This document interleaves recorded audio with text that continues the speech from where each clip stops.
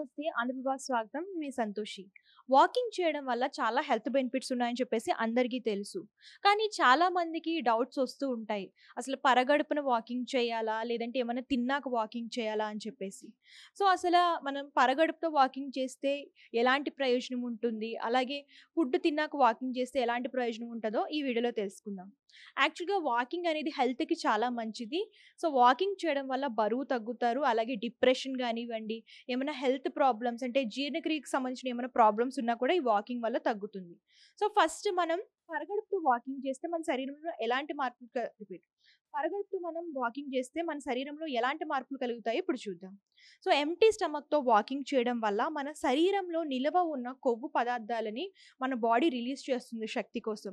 So, మనం తిన్న తర్వాత కంటే ఎంప్టీ స్టమక్‌తో వాకింగ్ చేయడం వల్ల 70% కొవ్వు అనేది కరుగుతుంది మన శరీరంలో. సో, వితౌట్ ఫుడ్ వాకింగ్ చేయడం వల్ల మనకి హెల్త్ బెనిఫిట్స్ అయితే చాలా ఉంటాయి. అండ్ ఆ రోజంతా కూడా చాలా యాక్టివ్‌గా ఉంటాము. అండ్ మనం వెయిట్ తగ్గే అవకాశాలు కూడా ఉన్నాయి.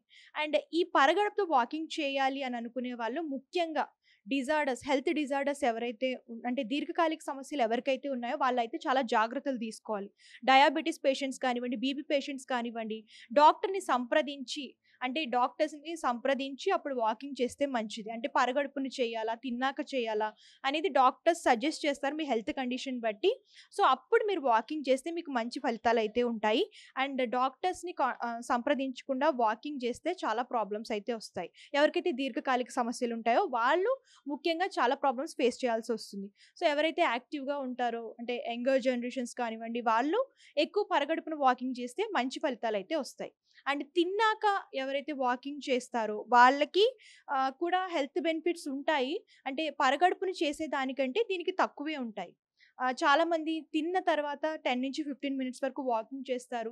అప్పుడు డైజెషన్ అంటే ఎవరికైతే ఉబ్బరం గానివ్వండి, ఒబెసిటీ ప్రాబ్లమ్స్ కానివ్వండి, అంటే అసిడిటీ ప్రాబ్లమ్స్ కానివ్వండి, ఇవైతే ఎవరికైతే ఉంటాయో వాళ్ళు ఫుడ్ తిన్న తర్వాత వాకింగ్ చేస్తే వాళ్ళు కొంచెం ఉపశమనంగా ఉంటుంది. అండ్ డైజెషన్ కూడా ఫాస్ట్‌గా అవుతుంది.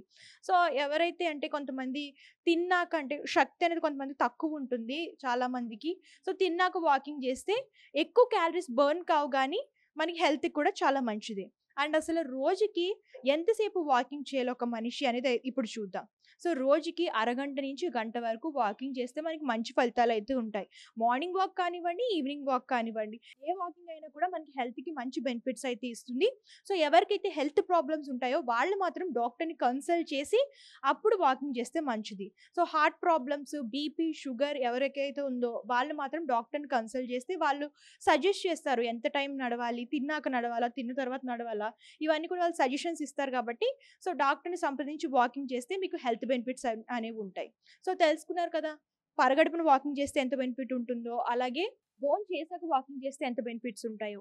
సో, ఇదండి ఇవాల్టి హెల్త్ టిప్. మరొక టిప్‌తో మళ్ళీ కలుద్దాం. అంతవరకు చూస్తూ ఉండండి ఆంధ్రప్రభ.